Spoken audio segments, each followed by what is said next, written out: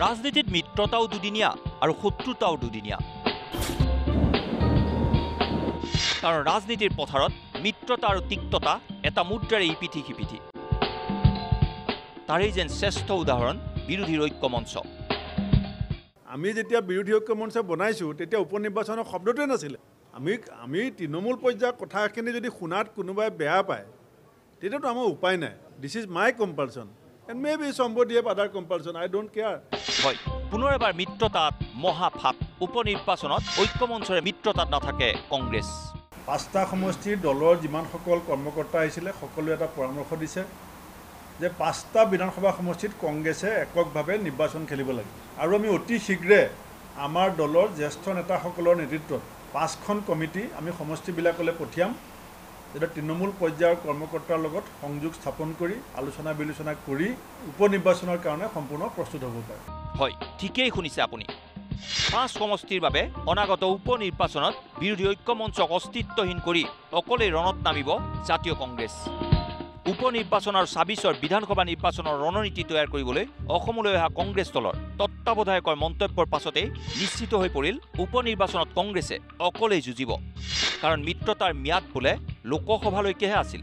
हमारा अलायंस था वो पहले सिर्फ लोकसभा चुनाव तक ही था। इंडिया अलायंस सिर्फ हमारा यहाँ लोकसभा चुनाव तक था। आगे क्या होने वाला है वो पार्टी की सारी जो लीडरशिप है वो तय करने वाली है। मतलब 26 का विधानसभा में ये अलायंस रहेगा कि नहीं? वही मैंने बताया कि ये तो स्टेट की जो लीडरशिप है हमारी वो सब बैठ के तय करेगी। एआईसीसी जो जो एपीसीसी चाहता है, जो जिले से हमारे पास जो इन्फॉर्मेशन आती है, जो उनकी मंशा है, उसके ऊपर एआईसीसी कार्य करती है। हमने पूरी इंडिपेंडेंस हमारे प्रदेश की यूनिट को दे रखी है। ভূপেন বৰা আৰু জিতেন্দ্ৰ সিঙৰ ঘোষণাৰ পিছতে ক্ষোভত ফাটি পৰিল ঐক্য মঞ্চৰ অন্যতম সহযোগী ৰাইজৰ দলৰ সভাপতি অখিল গগৈ। উপ নিৰ্বাচনত বিৰোধী ঐক্যক এলাগী কৰি অকলে নিৰ্বাচন খেলাৰ সিদ্ধান্তক কংগ্ৰেছৰ এক ঐতিহাসিক ভুল বুলি ক'লে অখিল গগৈয়ে। যদি সঁচাকৈ কংগ্ৰেছ দলে অকলশৰীয়াকৈ উপ নিৰ্বাচন খেলিম বুলি কৈছে এইটো তেওঁলোকৰ ঐতিহাসিক ভুল। অখিলৰ মতে লোকসভা নিৰ্বাচনত সকলোৰে সহযোগিতা থকাৰ বাবেহে কংগ্ৰেছ দলে অকণমান ফলাফল ভাল কৰিবলৈ সক্ষম হৈছিল। যদি সেই ফলাফলতে আত্মহাৰা হৈ বিৰোধী ঐক্যক কংগ্ৰেছে দলিয়াই পেলায় তেন্তে সেয়া ভাল অহংকাৰ নহয়। লোকসভা নিৰ্বাচনত আমাৰ সকলোৰে সহযোগত অকণমান ৰিজাল্ট ভাল কৰাৰ পাছত যদি কংগ্ৰেছ দলৰ অহংকাৰ হৈছে, যদি কংগ্ৰেছ দলে এতিয়া বিৰোধী ঐক্য মঞ্চৰ লগত আলোচনা নকৰাকৈ অকলশৰীয়াকৈ সিদ্ধান্ত ল'ব খুজিছে তেতিয়াহ'লে নিশ্চিতভাৱে কংগ্ৰেছ দলৰ এই অহংকাৰ ভাল অহংকাৰ নহ'ব।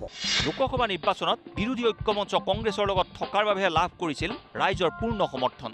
যদি সেইটোকে কংগ্ৰেছৰ প্ৰতি ৰাইজৰ একমাত্ৰ সমৰ্থন বুলি ধৰি লয় তেন্তে কংগ্ৰেছ মূৰ্খৰ স্বৰ্গত বাস কৰা হ'ব।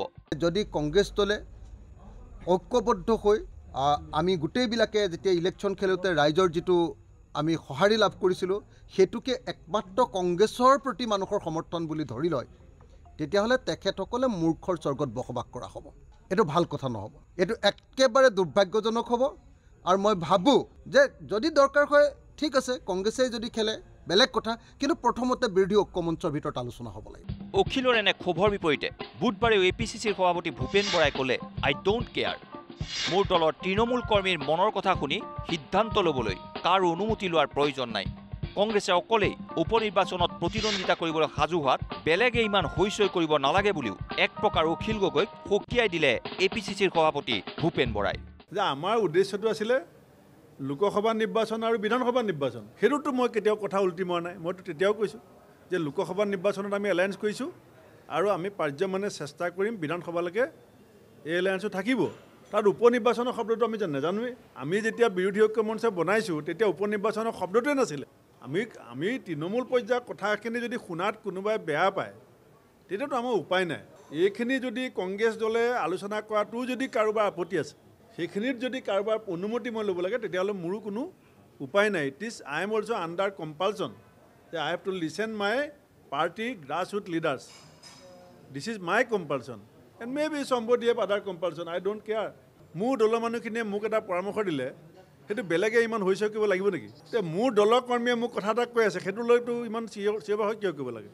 কংগ্ৰেছ দলৰ অসমৰ তত্ত্বাৱধায়কেও অখিল গগৈক এক প্ৰকাৰ আওকাণেই কৰিলে।